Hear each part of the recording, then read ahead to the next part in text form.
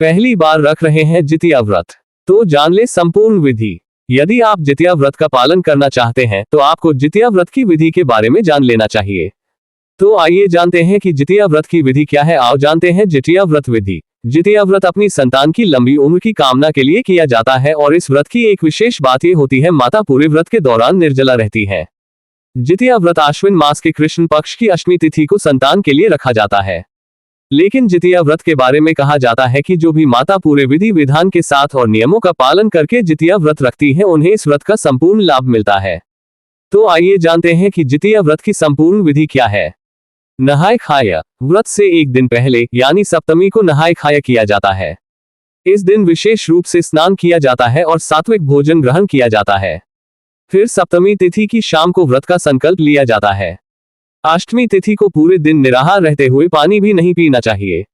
शाम को जीमूतवाहन बाबा की पूजा की जाती है।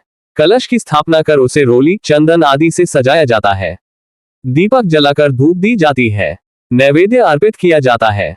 इसके बाद जीमूतवाहन बाबा की कथा सुनी जाती है। बता दें कि यदि आप पहली बार तो आपके ये जान लेना चाहिए कि जितिया व्रत नवमी तिथि को सूर्योदय के बाद व्रत तोड़ा जाता है।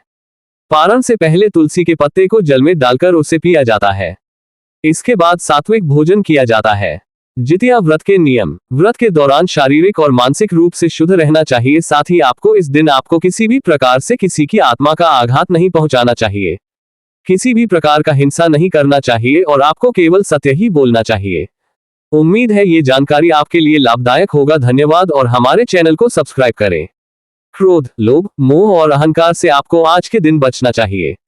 चूंकि यह व्रत संतान के लिए रखा जाता है, इसलिए आज के दिन आपको अपनी संतान से किसी भी तरह से अनुचित व्यवहार नहीं करना चाहिए और उन पर हिंसक नहीं होना चाहिए।